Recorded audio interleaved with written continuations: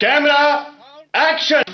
सुदेश भोसले एक ऐसे गायक जिन्होंने अमिताभ बच्चन की आवाज को साकार किया। एक पंजाबण गोड़ी पंजाबण गोड़ी पटाखा दिल चुरा के ले गई सोना सोना।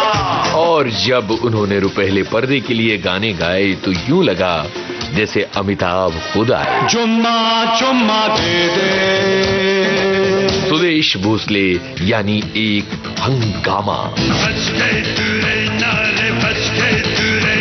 सुदेश भोसले यानी मस्ती, एक बिंदास गायक। विविध भारती के स्टूडियो में सुदेश भोसले। थोड़ी मस्ती थोड़ी यारी थोड़ा प्यार झनकार। और ये बातचीत की है विधि जैन ने। आज सुनिए इस बातचीत का तीसरा और अंतिम भाग। नमस्कार, आप सुन रहे हैं विविध भारती राष्ट्रीय सेवा देश की सुरीली धड़कन। मैं हूं आपकी रेडियो दोस्त विधि प्रवीण जैन। पुनः एक बार आप नमस्कार स्वीकार करें। आज बहुत खूबसूरत दिन है क्योंकि हमारे साथ हैं एक व्यक्तित्व जिनका नाम है श्री सुदेश भोसले जी। वैसे यहाँ केवल श्री लगाया है, सामान्यतः हम लगाते हैं अभिनेता हैं, गायक हैं, मिमिक्री आर्टिस्ट हैं, पेंटर हैं, बहुत सारे शब्द हैं, परफॉर्मर हैं। हम ये सारी चीजें अलग अलग व्यक्तित्व के साथ अलग अलग लगाते हैं, परंतु आज समझ नहीं आ रहा था कि उपमा क्या दी जाए, इसीलिए उपमा दी नहीं, सीधे श्री सुदेश भोसले जी से मैं काम चला रही हूँ और मैं बुला रही हूँ आज विविध भारती में आपके साथ ढेर सारी बातचीत, ढेर सारे अपने सुनहरे सपने और जो उन्होंने जिया है उस जीवन को आपके साथ साझा करने के लिए। तो चलते हैं आज के इस कार्यक्रम की शुरुआत करते हैं। वैसे आज का यह कार्यक्रम मुझे ऐसा लगता है कि नवोदित कलाकार जो हैं उन सब के लिए बहुत फायदेमंद होने वाला है। तो बस हमारे रेडियो विविध भारती राष्ट्रीय सेवा देश की सुरीली धड़कन के साथ बने रहिए और सुनते रहिए ये बेहतरीन कार्यक्रम। हमारे साथ हैं बेहतरीन कलाकार श्री सुदेश भोसले जी। सर, स्वागत है आपका बहुत बहुत सारा विविध भारती परिवार में। नमस्कार और बहुत बहुत धन्यवाद आपका। सर, रफी साहब के बारे में एक वो किस्सा भी है ना कि रफी साहब ने गाने का पूरा रिहर्सल किया, गा दिया और थोड़ी देर बाद गुलशन बाबरा जी आए और बोले साहब ये मुझ पे फिल्माया जाना है। उन्होंने उसको फिर से गाया जंजीर में। दीवाने हैं दीवानों को न घर चाहिए। सर, आप पूरा इंस्टीट्यूट है। इसी से मिलता जुलता एक किस्सा है जी प्लीज। किशोरदा ने गाया, ये मुझे प्यारे भाई ने खुद कहा कि वो गाना गाया उन्हें, पिया का घर। ये जीवन है इस जीवन का यही है यही है यही है रंग रूप थोड़े गम है। ये गाना गाया, रिकॉर्ड हुआ गाना और वो निकल रहे थे तो लक्ष्मी जी प्यारे जी दोनों बोले किशोरदा, बोले क्या हुआ? बोले क्यों, अच्छा नहीं गाया? मैं नहीं, बहुत अच्छा। फिर क्या हुआ? ये गाना थोड़ा सॉफ्ट चाहिए। बोले अच्छा। तो उस वक्त ना किशोरदा ना एक इतना ऊंचा छाती तक एक स्टूल लेके ऐसे हाथ लग के गाते थे, ऐसा स्टाइल होता था। अच्छा। तो सॉफ्ट चाहिए कैसे? तो उन्होंने कहा ये जीवन है, दोनों गाल पे हाथ तक, इस जीवन का ऐसे जी हाथ आता बिल्कुल। चलो चलो चलो टेक करो बिल्कुल पूरा गाना ऐसे करके यही है यही है रंग रूप। पूरा गाना एक टेक में गाया ऐसे। क्या बात है, ये किशोरदा की खासियत है। बच्चा बन गए, दोनों गालों पे हाथ रख के। लेकिन देखिए ना, उन्होंने सिर्फ उतना मतलब सॉफ्ट चाहिए, ऐसे चाहिए ले लो, जिससे रफी साहब ने कहा ना गुलशन बावरा पे। और मुझे याद है कि उस वक्त ना ये, क्योंकि मैंने किशोरदा के साथ 5 साल स्टेज पे काम किया, उस वक्त राइवलरी थी लेकिन रिस्पेक्ट था। और जैसे किशोरदा को वो गाना लक्ष्मीकांत जी ने, प्यारेलाल जी बोला ये वादा तेरा वादा, तो बोले नहीं ये मेरा काम नहीं, ये मोहम्मद रफी से गवाओ। अच्छा। हाँ, तो वो मिन्नतें की राजेश खन्ना, बोले नहीं ये उनका गाना, उनकी स्टाइल, मैं नहीं गाऊंगा। फाइनली किया ये गया कि रफी साहब को बोला गया कि आप किशोरदा को मनाओ। अच्छा। तो फिर किशोरदा ने गाया। तो उस वक्त म्यूजिक डायरेक्टर्स भी ऐसे थे कि सपोज रवि जी को एक मूवी की स्टोरी बोले ये मेरा काम नहीं, ये मदन जी का काम है, उनको सुनाओ। अच्छा, ये इतना सामंजस्य उस समय पे था। जैसे लक्ष्मीकांत प्यारेलाल जी को एक आध म्यूजिक स्टोरी बोले ये नहीं, ये पंचम का काम है। अच्छा। और मैं ये इसलिए बोल रहा हूँ क्योंकि किशोरदा शोज में ऑल ओवर द वर्ल्ड अपने गाने गाते थे, लेकिन एक गाना गाते थे, आपने वो गाना सुना है रफी साहब का, मन रे तो काहे नदी हृदरे ओ निर्मोही मोह न जाने जिनका मोह करे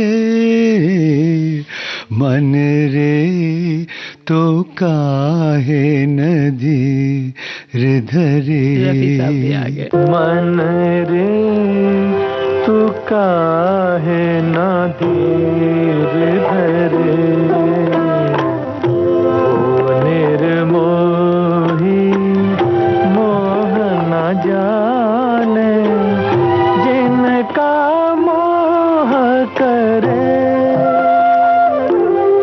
मन रे तू काहे ना धीर धरे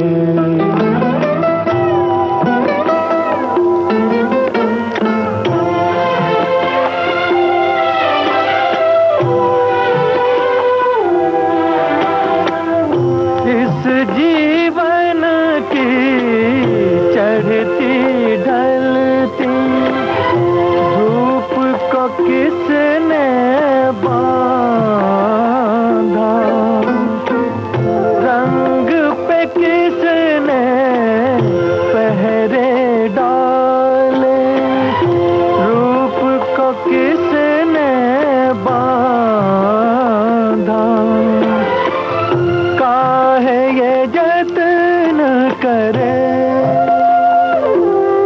मन रे तू काहे ना धीर धरे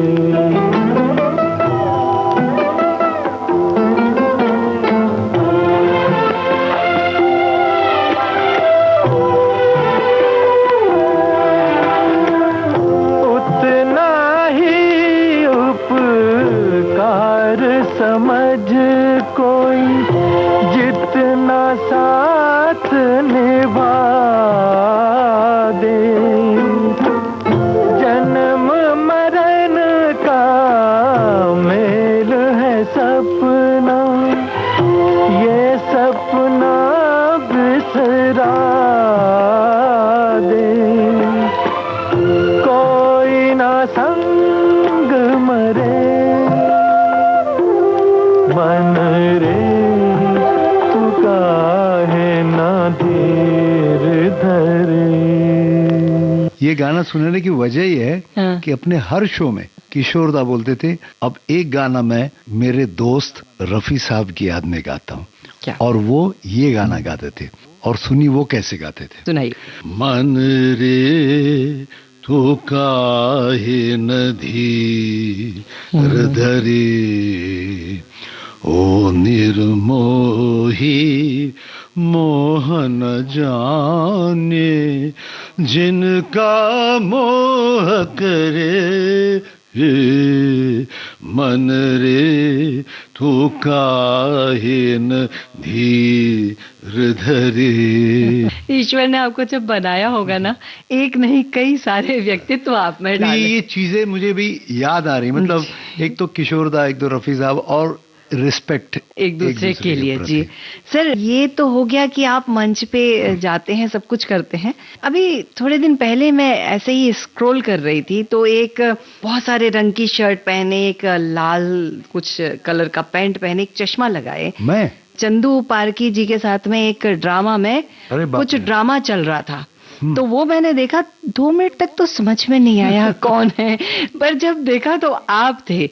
मतलब एक्टिंग का कीड़ा भी अंदर है एक्टिंग भी हम कर सकते हैं और वो थिएटर पर आप चंदू पारकी जैसे रंगमंच अभिनेता के साथ में आप अभिनय कर रहे हैं। जी जी सर उस वो एक्चुअली मैं बताऊं मैं मतलब सबसे खुश कहाँ रहता हूँ जी तो स्टेज पर कभी कभी ऐसे हुआ है कि मुझे 104 108 बुखार है हड्डियां टूट रही हैं बुखार है उठा नहीं जा रहा है कमर में दर्द नहीं और सोच रहा हूँ और षणमुखान में शो है जी टिकट शो है सोल्ड आउट शो है जी और मैं भगवान का नाम ले रहा हूँ कि आज क्या होगा और मुझे पता है कि आज तो शो नहीं होगा।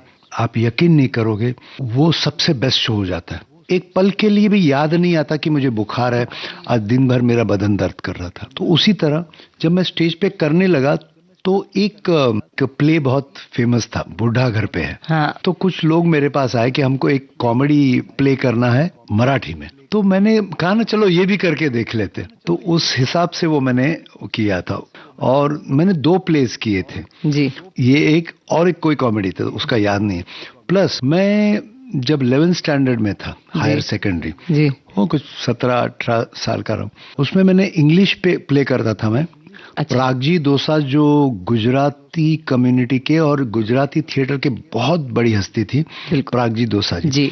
तो उनके ना चाइल्ड प्लेज होते थे और उसका नाम था एडवेंचर्स ऑफ अडुक्यो डडुक्यो। 2 छोटे बच्चे हैं और मैं एक साधु बना हूं जो बच्चों को चुराता है। अच्छा। विलन हूं मैं। और उसमें अडुक्यो कौन था पता है? मेरी कॉम फिल्म के जो डायरेक्टर हैं उमंग कुमार, वो अडुक्यो थे वो, और उसका छोटा भाई डडुक्यो, मतलब वो इतने छोटे छोटे थे। और ये play every Saturday Sunday Tejpal auditorium में होता है जी। तो वो भी एक दौर था कि हर सैटरडे शो, मतलब पता नहीं मुझे। और मैंने क्या किया कि सामने से जो आता गया ना, मैंने कहा चलो ये भी करके देख लेते। सर, आपने अपने जीवन में बहुत कुछ किया है। एक गीत और जो हम हमारे श्रोताओं को सुना दे, आपका गाया हुआ कोई गीत। जीवन है एक पहिया, बच बच के चलो भैया। अरे जीवन है एक पहिया, बच बच के चलो भैया। बैलेंस जो खोया अगर, डूबेगी तेरी नैया। जीवन है एक पहिया, बच बच के चलो भैया। अरे जीवन है एक पहिया, बच बच के चलो भैया।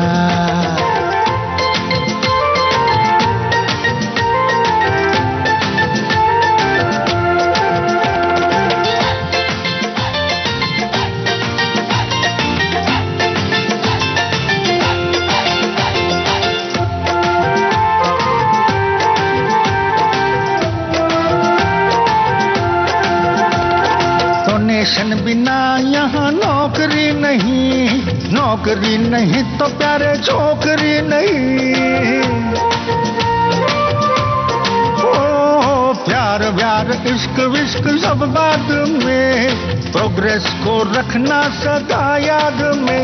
मेहनत से रहो अड़े तुम, बनो सबसे बड़े तुम। मेहनत से रहो अड़े तुम, बनो सबसे बड़े तुम। दुनिया करेगी ताता थैया, हो ताता थैया, ताता थैया।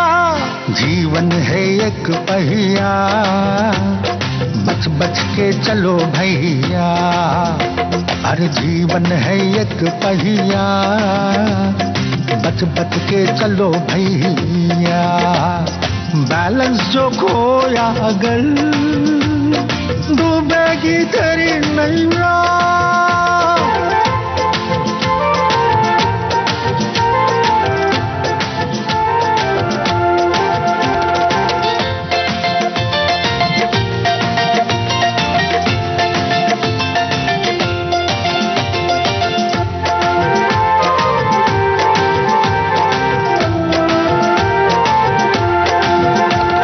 शाहरुख, सलमान, आमिर खान, फिल्मों के ये तीनों है आन बान।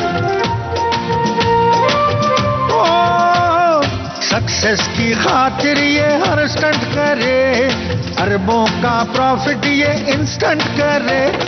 करो ऐसा काम तुम, इनके जैसा नाम तुम्हारे। करो ऐसा काम तुम, इनके जैसा नाम तुम। लड़कियां कहे तुम्हें सैया, तुम्हें सैया, तुम्हें सैया। जीवन है एक पहिया, बच बच के चलो भैया। बैलेंस जो खोया अगर, डूबेगी तेरी नैया। जो नेचर ने, जो प्रकृति ने आपको दिया, उसको आप निभाते चले गए। सर, आपकी 2-3 चीजें बहुत अच्छी लगती हैं जो मैंने मंच पर होते हुए या मंच के पीछे होते हुए देखी हैं कि अगर आपको समय दिया जाता है कि आपको 6 बजे आना है तो 5:50 या अधिकतम 5:55, आप बिल्कुल तैयार, बोलते ना एकदम सेट होके आप मंच के पीछे आकर खड़े हो जाते हैं। आप कितना भी देर से कर लो, पर मैं मेरे समय से हूँ। और दूसरी चीज बहुत अच्छी लगती है कि आप पूरा मंच कवर करते हैं। आप खड़े होते हैं तो आपकी ऊर्जा से पूरा मंच भर जाता है, और जहां ऊर्जा की कमी हो जाती है वहां पर आप अपने आप को वहां तक पहुंचा देते हैं, उछलते कूदते नाचते गाते जनता के बीच में जाके आप जो मस्ती करते हैं। और लोगों को, मुझे ऐसा लगता है कि जब आप मंच पर होते हैं ना, वहां से जाने के बाद में जो लोग घर पहुंचते होंगे वो अपनी सारी चिंताएं, सारा तनाव सब भूल जाते होंगे। कई बार मेरे साथ भी ये हुआ है और अभी हमारे गवई साहब भी ये बात बोल रहे थे कि ऐसा उनके साथ भी हुआ है। तो ये सब करने के लिए अलग से ऊर्जा कहाँ से लाते हैं, क्या करते हैं? इसके लिए कोई रियाज होता है? नहीं, इसका रियाज नहीं होता। दो चीजें होते हैं जी। एक जो समय पे आना या समय से पहले आना। जी। हम लोग सब पुराने चावल हैं। हाँ। और वो पुराने कुछ रूल्स हम हमारे सीनियर से सीखे हैं जी। कि अगर आपको कोई बुला रहा है और अब आपका नाम हो गया है या नहीं भी हुआ है, अगर आप स्ट्रगलर हैं, आप नए हो तो बिल्कुल पालना चाहिए, और जब आप स्टार बन जाते हो तो फिर तो और ज्यादा पालना चाहिए। अच्छा। समय को जी। जिंदगी में ना, मैं मानता हूं कि प्रोड्यूसर या ऑर्गेनाइजर अगर जिंदा रहा तो कलाकार जिंदा रहेगा। आप किसी भी तरह से उसको टेंशन ना दो, ना पैसे के मामले में, ना परफॉर्मेंस के बारे में। और जब सब कुछ तय हुआ, जी, आपके पैसे, आपका थिएटर, आपका समय, उसके बाद वो चीज मत करो कि उसको लगे यार ये स्टार तो ठीक है लेकिन बड़ा गंदा आदमी है। और हो सके तो वो कसम खाते हैं कभी कभी, इसको कितना भी बड़ा हो जाए मैं इसको बुलाऊंगा नहीं। तो संस्कार होते हैं अपने माता पिता के, और ये अंदर से है कि क्यों किसी को मेरी वजह से तकलीफ हो। जी। और ये जो आप कहते हैं ना उछलना कूदना, मैंने कहा ना मेरी पर्सनैलिटी नहीं है जी। लेकिन अब क्योंकि 45 इयर्स हुए हैं, अलग अलग कलाकारों को देखते। पहले तो गाने वैसे भी बाय हार्ट करके ही मैं गाता हूँ। मैं गाता था, तालियां पड़ती थी, फिर महसूस होने लगा कि जो सामने टिकट खरीद के आए हैं उनको मैंने गाना सुनाया, वो खुश हुए।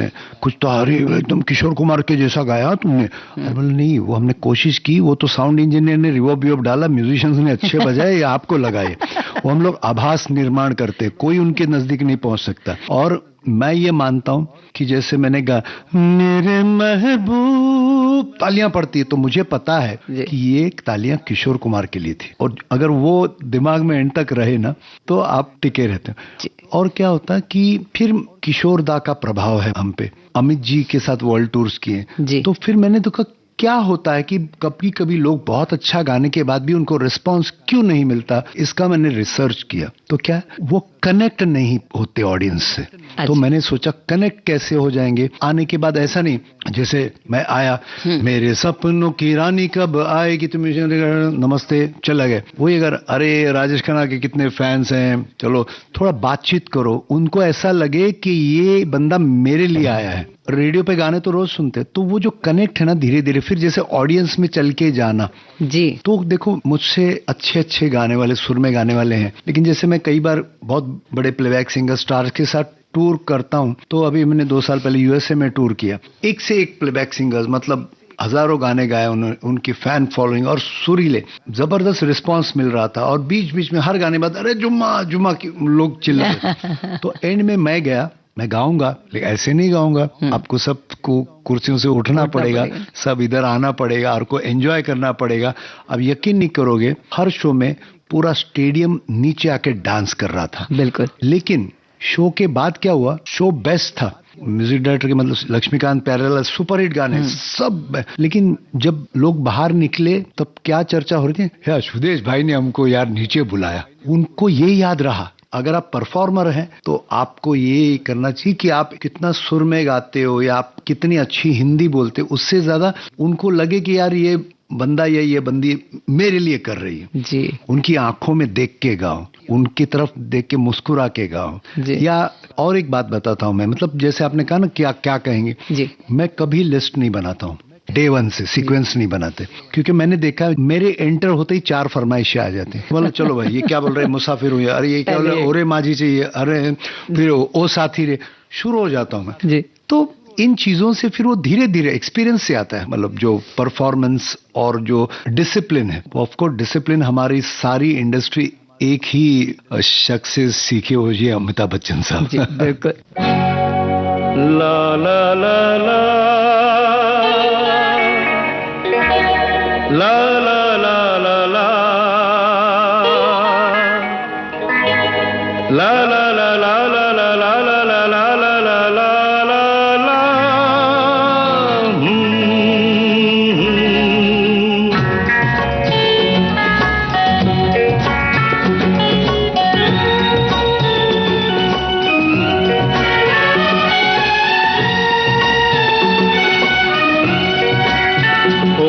साथी रे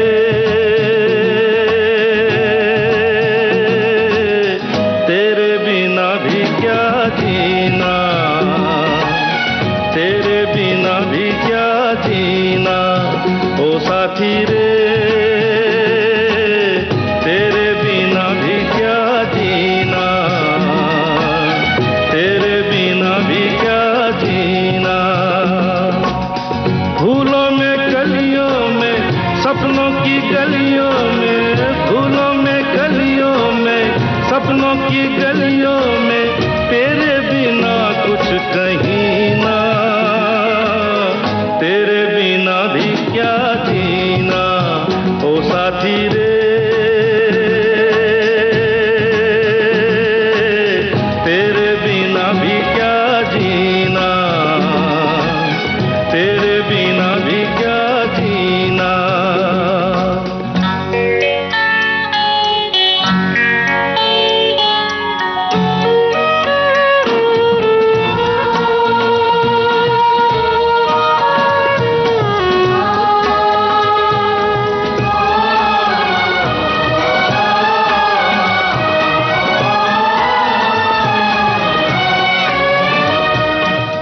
हर धड़कन में प्यास है तेरी, सांसों में तेरी खुशबू है, इस धरती से उस अंबर तक मेरी नजर में तू ही तू है। प्यार ये टूटे ना, प्यार ये टूटे ना, तू मुझसे रूठे ना, साथ ये झूठे कभी ना, तेरे बिना भी क्या जीना, ओ साथी रे तेरे बिना भी क्या जीना, तेरे बिना भी क्या जीना।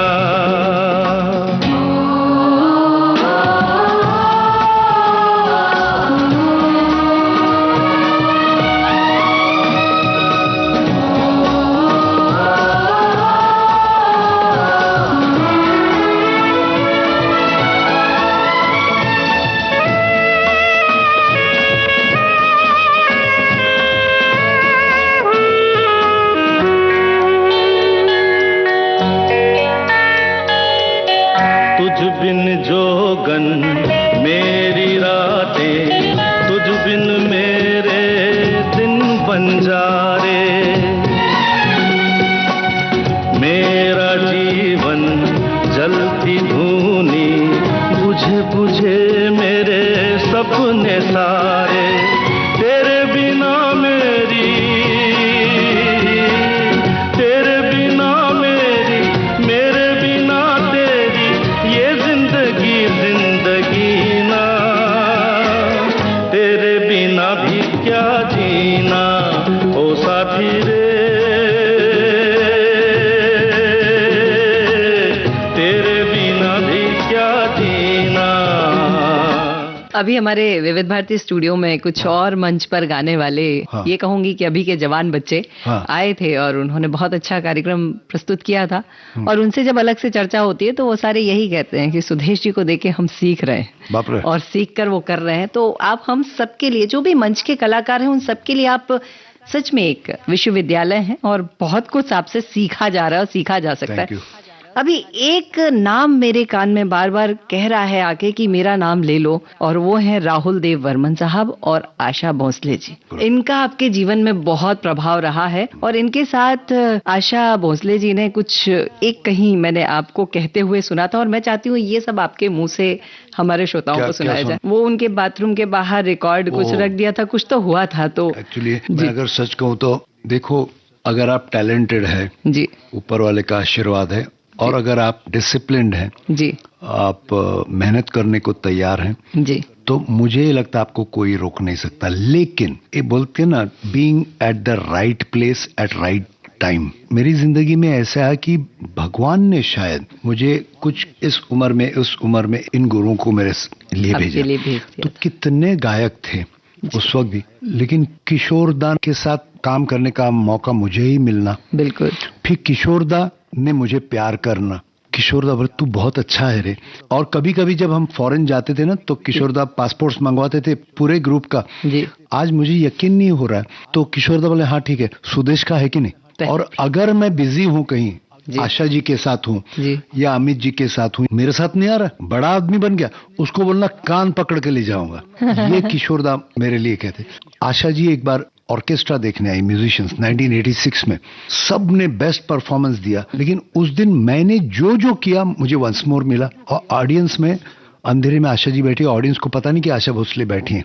अच्छा। वो सिर्फ म्यूजिशियंस और हमको सुने। वो बोले ऑर्केस्ट्रा अच्छा है लेकिन ये लड़का कौन है उसको बोलना ये अमिताभ बच्चन और सचिन दा बहुत अच्छा कर रहा है। क्या बात। अच्छा उसमें एक जोक भी हुआ कि हमारे जो मैनेजर है विजय देसाई जी वो इंटरवल में निकल गई वो और उनको पूछा कैसे बहुत अच्छा है। ये लड़का कौन है तो बोले नहीं ये भी भोसले। उसको बोलना उसकी हिंदी बहुत अच्छी है। ये फैक्ट है। और उसके बाद ना उसी हफ्ते में हमारे मेलोडी मेकर्स के 25 साल हुए थे सिल्वर जुबली तो एक एल्बम बनाया था। स्टूडियो में आशा जी से मिलने में गया तो आशा जी से ना मुड़ के अपनी चप्पलें जो उतार रही थी तो मैं पीछे से जाके उनके पैर छू मिला नमस्कार सुदेश भोसले। बोले हाँ मराठी में बोले कि हाँ मैंने उस दिन तुमको सुना वो तुम दादा की आवाज बहुत अच्छा गाते हो और बच्चन की आवाज तो मुझे यकीन नहीं आया कि ये हो रहा है। फिर रिकॉर्डिंग होने के बाद आशा जी ने अचानक क्या बोल दिया आप जरा वो सचिन दा का गाना सुनाओगे मुझे। और मैं जो डर गया। आप सोचिए आशा भोसले जी आपको पहली बार मिल रही हैं और बोली गाना सुनाइए। अच्छा मुझे गाना नहीं आता मतलब सीखा नहीं हूं। हाँ। अच्छा उस वक्त कोई म्यूजिशियन साथ में नहीं था। हाँ। और बोली मुझे सुनाई उस दिन बहुत अच्छा। तो मैंने आंख बंद कर ली भगवान का नाम लिया और इस गारंटी के साथ कि गाना खत्म होने के बाद अच्छा गाने में मैं गोल मारूंगा जरूर और गाना होने के बाद गालियां तो पड़ेंगी मुझे। ये सोच के मैंने भगवान का नाम लिया आंख बंद कर दी और कोई नहीं सुर वगैरह वो गाना गाया मैंने अमर प्रेम में जो सचिन दा ने गाया। जी सुनाइए। हो राम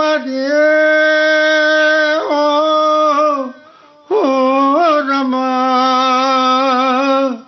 डोली में बिठाई के तार लाए मोरे सजना के द्वार हो बीते दिन खुशियों के चार देखे दुख मन को हजार हो धूली में मिठाई के कहा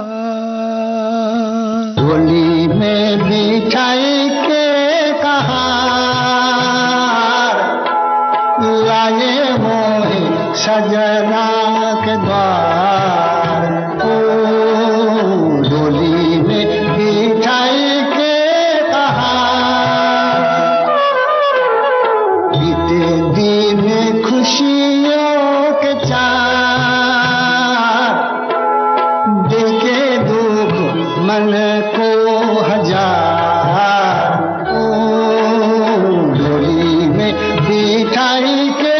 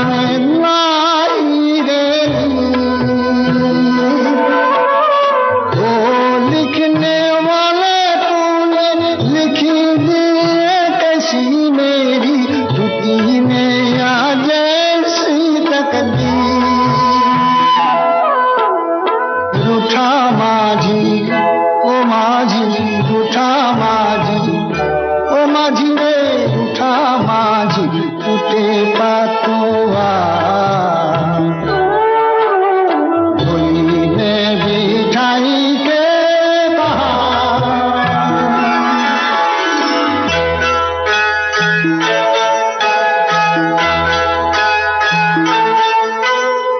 टूटा पहले मन, टूटा पहले मन, चूड़ियां टूटी, हुए सारे सपने यूं चूर, जैसा हुआ धोखा पवने का झोंका, मिटी गया मेरा सिंदूर, लुटू गए ओ रामा, लुटू गए ओ रामा मेरे, लुटू गए 16 सिंगार, होली में बिठाई के कहार, लाए मोहे सजना के द्वार, होली में बिठाई के कहार।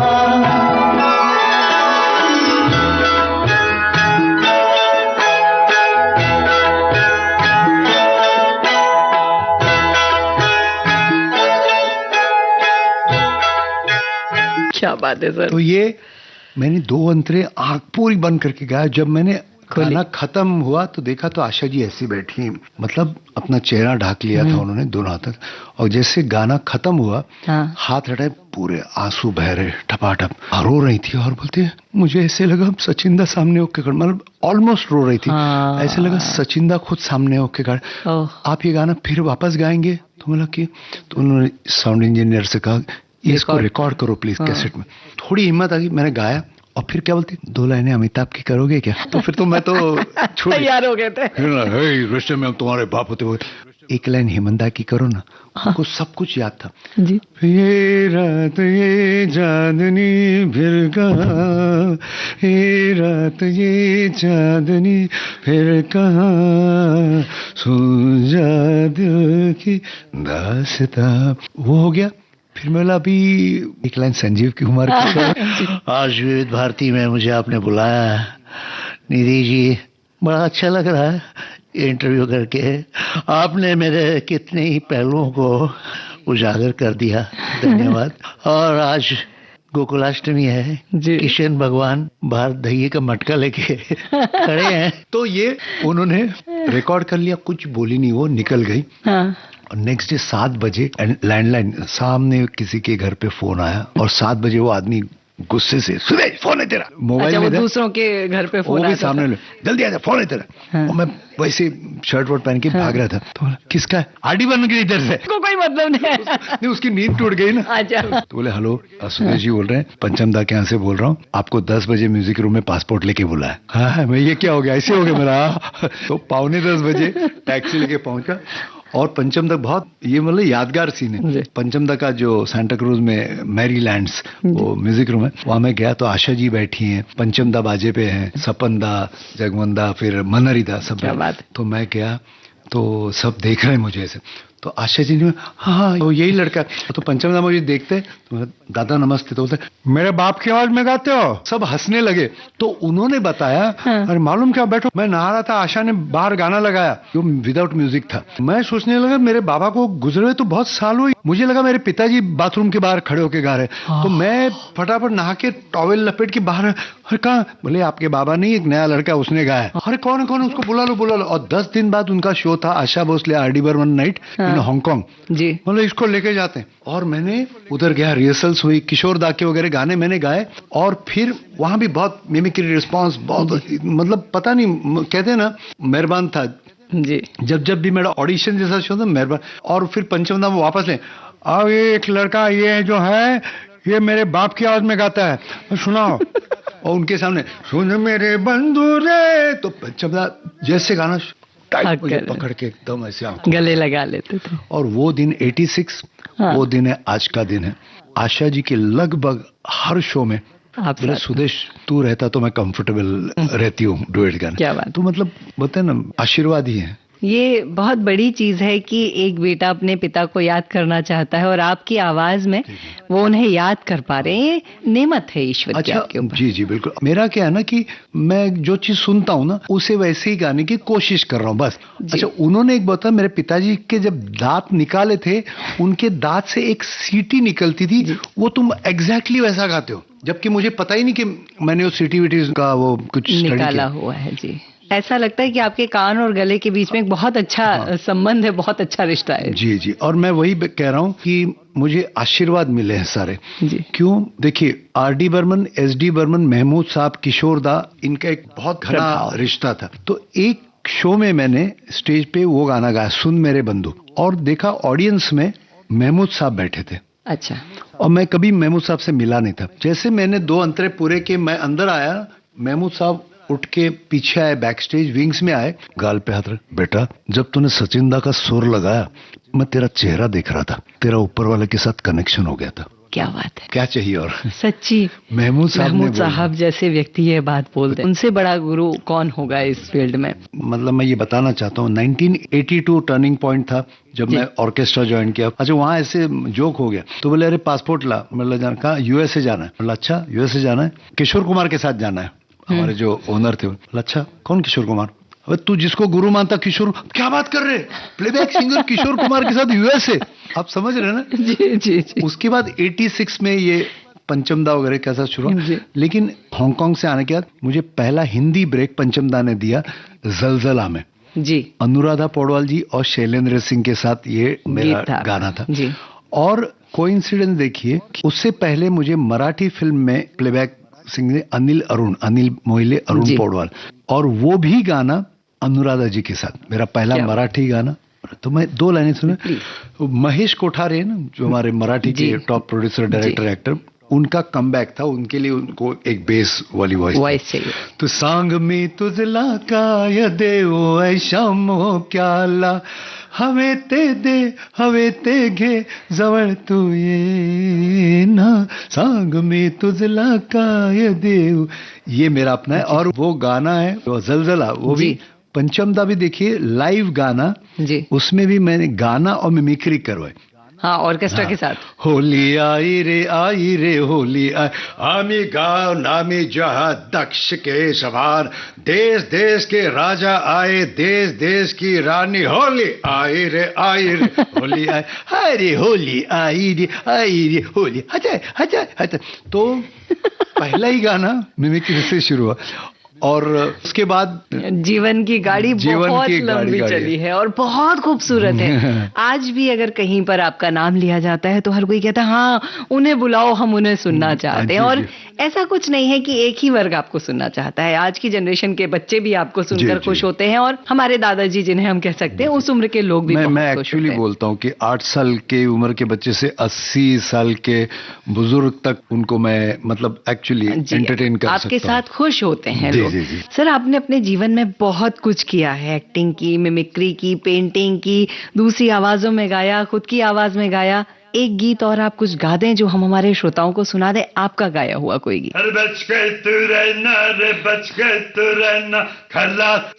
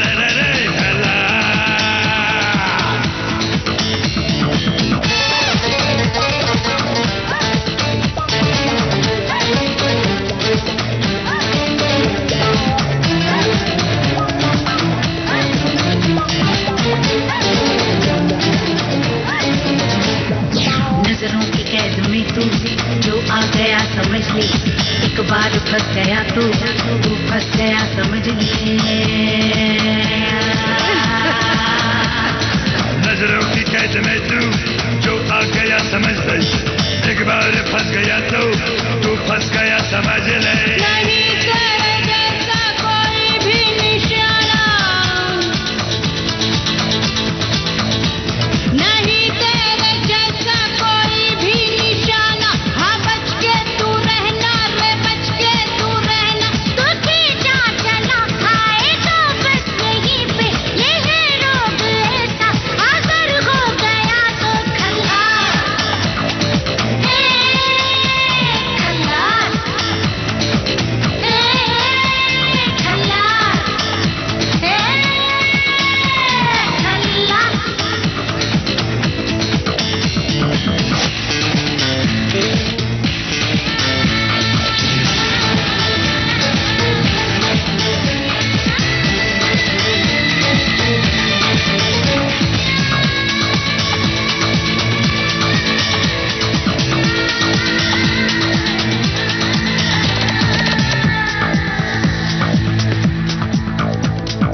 जीना है तेरा मुश्किल, तू मर गया समझ ले। मरना भी तेरा मुश्किल, तू वो कर गया समझ ले। हे, हे, हे। जीना है तेरा मुश्किल, तू मर गया समझ ले। मरना भी तेरा मुश्किल, तू वो कर गया समझ ले। जहाँ में तेरा बस यही है ठिकाना, है जहाँ में तेरा बस यही है ठिकाना। अरे बच के तू रहना रे, बच के तू रहना। ये वो रास्ता है जहाँ मुड़ना मुश्किल, ये वो रास्ता है शुरू हो गई तो खल्लास, खल्लास,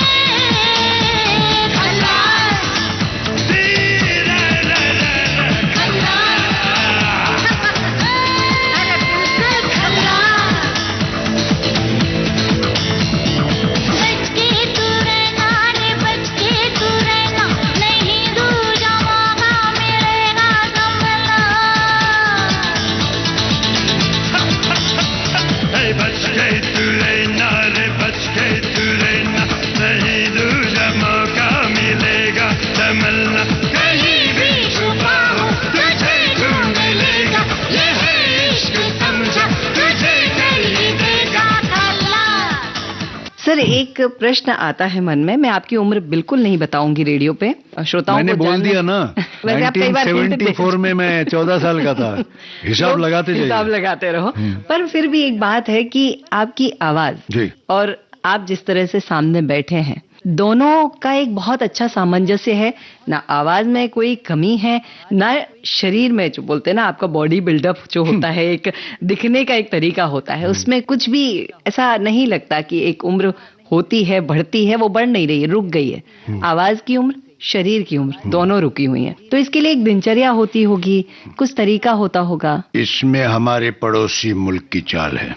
उन्होंने आपको खाना नहीं दिया? नॉर्मली बोलते हैं ना, ये ऑपोजिशन वालों की चाल है मेरे खिलाफ। देखिए क्या है, दिनचर्या कुछ भी कीजिए आप, जी, ऊपर वाला चाहता तो सब कुछ हो जाता है। लेकिन हाँ, दूसरी सबसे बड़ी बात, मैं ये हमारे युवा वर्ग, मतलब भले वो कलाकारी में आना चाहते या नहीं चाहते, जो भी यंगस्टर्स हाँ। हैं, मेरी उनसे ये सलाह है, या मैं ये कह सकता हूं कि आगे बढ़ने के लिए इन चीजों की कोई जरूरत नहीं है। और कहते हैं ना, पार्टी में जाने के बाद पीना पड़ता है वरना इंसल्ट होता है। सुदेश भोसले ये कह रहा है कि मैंने आज तक इस किसी चीजों को इनमें से छुआ तक नहीं है, और इसके बावजूद मेरा कोई नुकसान हुआ नहीं। शायद वो भी एक वजह है। और सेकंड थिंग, पहले होता ना जवानी में, मतलब ये खा लिया वो खा लिया तो हजम हो जाता था। लेकिन अभी, जैसे मैं अभी मजाक में आपसे कह रहा था इंटरव्यू से पहले, कि मैंने एक देखा कि स्टेज पे अगर आपको, पहले ना गाने सुनते थे लोग 70s में 60s में, अब लोग गाना देखते हैं।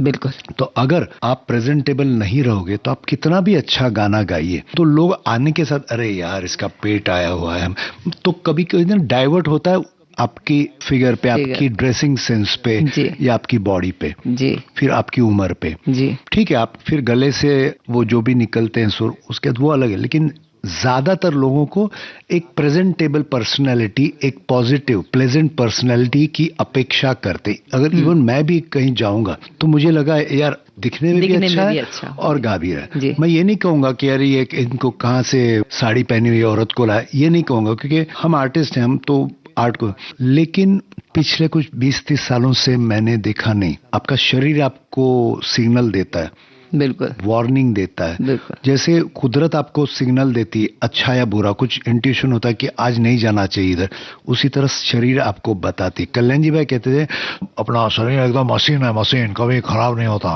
कल्याण जी भाई एक बार बिगड़ जाए कभी ठीक नहीं होता। तो मैंने कहा हाँ ये बात। तो अभी क्या, जो अनाप शनाप खाने वो बंद कर दिए, हाँ। क्वांटिटी कम कर दी। अच्छा ये जो बोलते हैं ना पिज्जा बर्गर, साल में 2 साल में एक आध बार। अच्छा। हाँ, तो ये चीजें, फिर वो अपने जो एरिएटेड ड्रिंक्स जी बिल्कुल नहीं।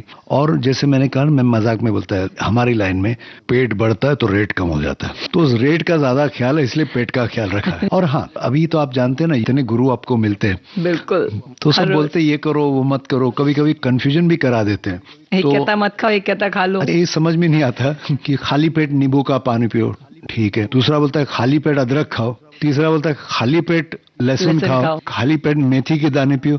तो अगर ये सब खाली पेट खाना है तो मतलब किसी न किसी को तो नाराज करना ही पड़ेगा ना। तो ये सब मजाक की बात। लेकिन हाँ, मैं बता रहा हूँ, एक जमाना था फिल्म इंडस्ट्री में कहीं भी ना, जैसे ऋषि कपूर जी खुद बताते थे, क्या यार तुम लोग ये जिम विम में जाते हो यार, हम लोग अवेयरनेस नहीं था 50s 60s 70s में। एक ये जो नए कलाकार हैं यंग, तो एक उनको क्रेडिट देना पड़ेगा, उनकी वजह से यंगस्टर जिम जाने लगे। अरे हमको भी सिक्स पैक करना है, ऋतिक हो या सलमान खान हो, उन्होंने देखा कि अच्छा खाना चाहिए, अवेयरनेस आ गई है जी। और अभी ना सिंगर्स हो या एक्टर्स सभी ये करते हैं। और देखिए, आप किसी भी प्रोफेशन में हो, जिस दिन आपका शरीर ठीक रहता तब आपका मन भी ठीक रहता है। बिल्कुल सही बात कह रहे हैं सर। तो आपने अपना शरीर, मन, आवाज सब बिल्कुल। कुछ बहुत अच्छे से रखी है, और जब सब कुछ इतना अच्छा है तो एक दिन ना लालच खत्म नहीं होता हमारा। नहीं, इस मामले में मैं कहूंगा, शत्रु जी का डायलॉग, मैं आपसे नहीं बोल रहा हूँ, शत्रु जी कैसे ना, वो तो हर चीज बोले, सुदेश कमाल करते हो यार, तुम्हारी आवाज कभी खराब क्यों नहीं, क्या करते हो यार, मतलब उनकी वैसे। तो वो उनका डायलॉग बोलूंगा, जब उनके बच्चे बहुत जिद करते ये खिलौना, तुम्हारी मांगे मजदूरों की तरह बढ़ रही है। आपको मजदूर नहीं कहूंगा, आपकी फरमाइश सर आंखों पे। झनकार तर तर तर तर तर तर, थोड़ी मस्ती थोड़ी यारी थोड़ा प्यार, तर तर तर तर तर, झनकार झनकार तर तर तर तर तर।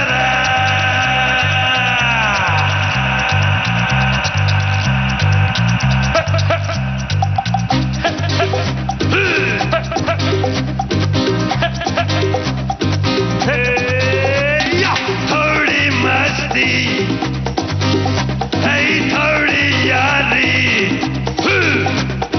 थोड़ी मस्ती थोड़ी यारी थोड़ा प्यार, झनकार।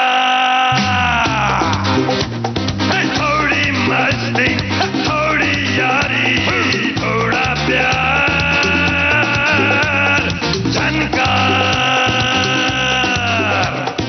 इसके बिना जीना जब बिल्कुल बेकार, झनकार। कहे कोई कहे जो कहे, रहे कोई जहां भी रहे, करना तो होगा इकरार। समझ सके कोई तो समझे, वरना आके सीखे हमसे, हर पल को करना मजेदार, झनकार झनकार झनकार झनकार।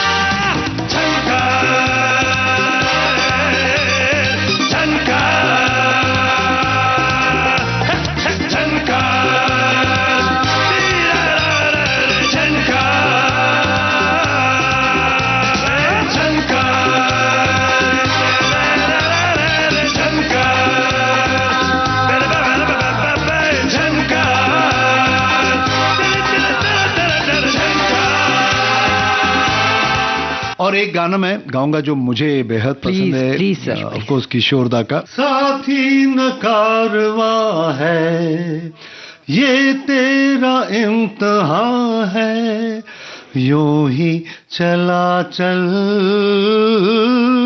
दिल के सहारे, करती है मंजिल तुझको इशारे, देख कहीं कोई रोक नहीं ले तुझको पुकार के, ओ राही ओ राही ओ राही ओ राही, रुक जाना नहीं तू कहीं हार के, कांटों पे चल के मिलेंगे साए बहार के। रुक जाना नहीं तू कहीं हार के,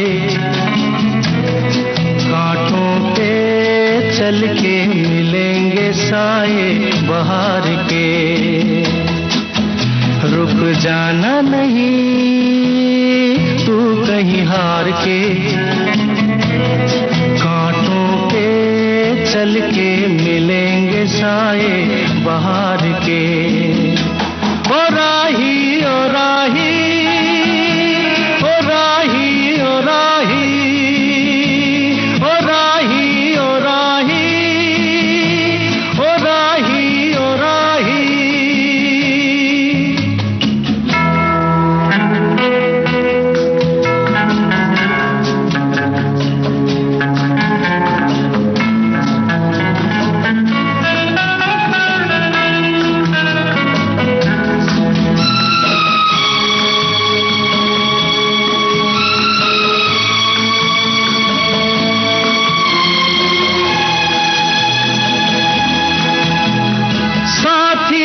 कारवां है ये तेरा इम्तिहान है, साथी न कारवां है ये तेरा इम्तिहान है, यूं ही चला चल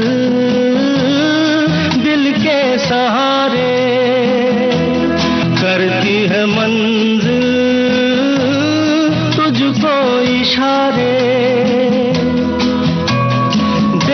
कहीं कोई रोक नहीं ले तुझको पुकार के। ओ राही ओ राही ओ राही ओ राही, रुक जाना नहीं तू कहीं हार के, कांटों पे चल के मिलेंगे साए बहार के। आप सुन रहे थे विविध भारती राष्ट्रीय सेवा देश की सुरीली धड़कन पर हमारे साथ श्री सुदेश भोसले जी को, एक गायक, मिमिक्री आर्टिस्ट, पेंटर, परफॉर्मर, अभिनेता, बहुत सारी कलाओं के ज्ञाता, और कितनी सारी शिक्षाएं हमने इस कार्यक्रम में इनके साथ में बैठकर ली और कितने सारे सुंदर किस्से हमने इनके साथ में सुने। विविध भारती परिवार आपको बहुत धन्यवाद देता है सर, यहाँ आने के लिए, हमारे लिए इतना कुछ कहने के लिए और इतना समय देने के लिए। आपका भी बहुत बहुत धन्यवाद। और कभी भी विविध भारती पर आने के लिए खुशकिस्मती रहेगी, सम्मान रहेगा और एक अलग सा कनेक्शन है जी। और कभी कभी होता है ना कि लगता है नहीं जाना, लेकिन विविध भारती इतने भी हमारे जो गुरु हैं ना, उनमें एक विविध भारती भी है, मैं कहूँगा। तो उनके लिए तो हमेशा सर झुका के हाजिर रहूंगा। बहुत धन्यवाद, प्रणाम सर। जय हिंद। धन्यवाद। जाने माने पार्श्व गायक सुदेश भोसले से विधि जैन की बातचीत आपने सुनी। ने मुझे बुलाया मैं चला आया।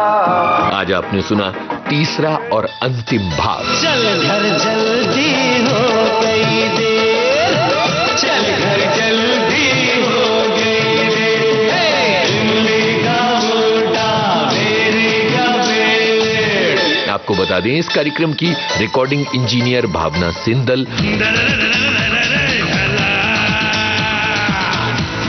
और विविध भारती की ओर से इस कार्यक्रम को प्रस्तुत किया जुबैर खान ने।